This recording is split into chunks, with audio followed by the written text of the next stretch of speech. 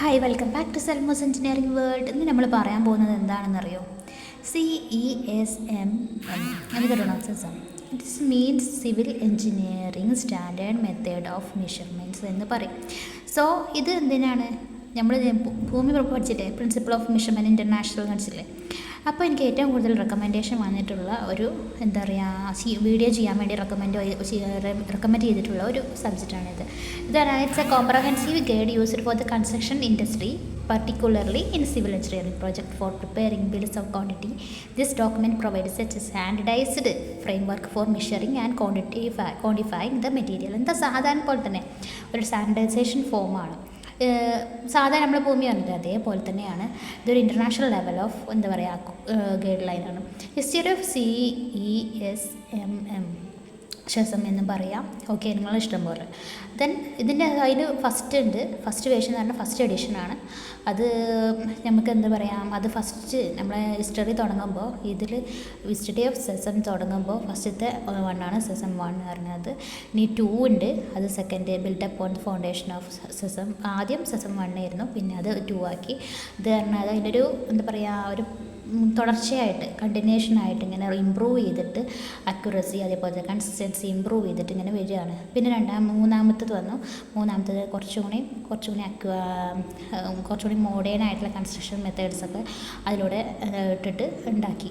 പിന്നെ നാലാമത്തെ വന്നു. അതാണ് നമ്മളിപ്പോൾ ലേറ്റസ്റ്റ് ആയിട്ട് ഉപയോഗിക്കുന്ന ലേറ്റസ്റ്റ് എഡിഷൻ. അതിലെന്താ പറയുക, ബിൽഡിംഗ് ഇൻഫോർമേഷൻ മോഡലിംഗ്, ബിമ്മൊക്കെ വരുന്നുണ്ട്. അതേപോലെ തന്നെ സസ്റ്റൈനബിലിറ്റികൾ, ഇതൊക്കെ ഇപ്പോൾ പുതിയ ജനറേഷൻ. എന്താണ് സസ്റ്റൈനബിലിറ്റി എന്നൊക്കെ നമുക്കറിയാമല്ലോ അല്ലേ? അതിന് വേണ്ടിയിട്ട് നമുക്ക് വേറൊരു വീഡിയോ ചെയ്യാം. ഓക്കെ, ഇത് എന്താ വെച്ചാൽ ഇത് എസ്റ്റാബ്ലിഷ് ചെയ്തത് 1976 ഇതിൻ്റെ ഹിസ്റ്ററിയാണ് കേട്ടോ. അത് ഇതിപ്പോൾ ഇങ്ങനെ ഇവാലുവേഷൻ നടത്തിയിട്ട് ഇങ്ങനെ 1, 2, 3, 4 വരെ എത്തിയിട്ടുണ്ട്. അത് 2012 അത് പബ്ലിഷ് ചെയ്തത്.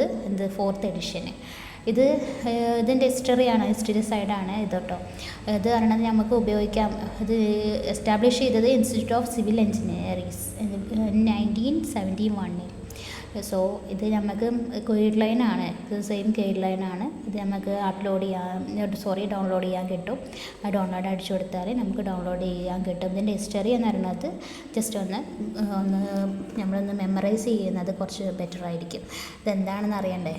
പിന്നെ എന്താ വെച്ചാൽ it serves as A valuable tool for both contractors and client. It provides A following benefits. എന്തൊക്കെ ബെനിഫിറ്റ്സ് ആണ് ഇതുകൊണ്ട് നമുക്ക് കിട്ടുന്നത് എന്ന് നോക്കാം. സോ ഇത് ലോട്ട് ഓഫ് ബെനിഫിറ്റ്സ് നമുക്ക് പ്രൊവൈഡ് ചെയ്യുന്നുണ്ടെന്ന് നമുക്കറിയാം.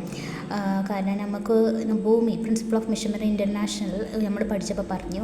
അതിൽ ഓരോ ഇപ്പോൾ സെക്ഷൻസും എന്തൊക്കെയാണ് പറയുന്നത്. അതേപോലെ തന്നെ ഇതിലുണ്ട് സ്റ്റാൻഡർഡൈസേഷൻ, അക്യുറസി, എഫിഷ്യൻസി, ഫെയർനെസ്. അതിന് എല്ലാത്തിൻ്റെയും ഓരോരോ എന്താ പറയുക ഓരോരോ സ്ട്രീംസിലും അവർ ഓരോരോ ഗൈഡ്സ് തന്നിട്ടുണ്ട് എന്ന് പറയാം. അപ്പോൾ സ്റ്റാൻഡർഡൈസേഷൻ ആണെങ്കിൽ by using a common measurement method CESMM ensure consistency and clarity in a bidding and tendering process. പിന്നെ അക്യുറസി ആണെങ്കിൽ the detailed guideline in CESMM help prevent error and omission in quantity calculation. Efficiency ആണെങ്കിൽ CESMM streamline the process of preparing and reviewing bills പറഞ്ഞാണ്ട് നമുക്ക് എല്ലാത്തിനും ഓരോരോ ഇതുണ്ട്. അത് വായിച്ച് നോക്കുക. Key components of CESMM includes. എന്തൊക്കെയാണ് കീ കമ്പണൻസ് പറയുന്നത്? Measurement rule.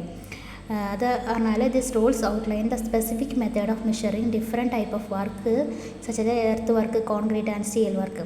ഒരു മെഷറിങ് റൂൾസ് എല്ലാത്തിനും ഉണ്ട്. മെഷറിങ് യൂണിറ്റ്സ് ഉണ്ട്. സ്റ്റാൻഡേർഡ് യൂണിറ്റ്സ് ഓഫ് മെഷർമെൻറ്റ് ഉണ്ട്. അത് ഫോളോ ചെയ്തിട്ടായിരിക്കും എല്ലാവരും എന്താ പറയുക കണ്ടിന്യൂസ് ക്വാണ്ടിറ്റീസ് എടുക്കുക. ഐറ്റം ഡിസ്ക്രിപ്ഷൻസ് ഉണ്ട്. The documents provide clear and consist descriptions ഉണ്ട്. ബേസ്ഡ് ഓൺ ദിസ് അതന്നായിരിക്കും എല്ലാ വിശ്വാസം ഫോളോ ചെയ്തിട്ട് ക്വാണ്ടിറ്റി എടുക്കണം. ഇപ്പോൾ പർട്ടിക്കുലറായിട്ട് അവർ പറയും ഇങ്ങനെ ക്വാണ്ടിറ്റി എടുക്കുമ്പോൾ ഈ ഒരു ഫോളോ NRM ആയിക്കോട്ടെ, സെസം ആയിക്കോട്ടെ, അല്ലെങ്കിൽ ഭൂമി ആയിക്കോട്ടെ, ഏതാണോ ഫോളോ ചെയ്യേണ്ട ഗൈഡ് ലൈൻ എന്ന് അവർ സ്പെസിഫൈ ചെയ്യും. അത് ആ ഒരു ഫ്രം ബിഗിൻ ടു എൻഡ് വരെ നമ്മൾ അതായിരിക്കും ഫോളോ ചെയ്യുന്നത്. The vital roles it research for anyone involved in the civil engineering construction industry, providing a standardized framework of measuring and quantifying construction works. So ഇത്രയേ ഉള്ളൂ CESMM ഇൻട്രൊഡക്ഷൻ എന്ന് പറയുന്നത്. Thank you so much.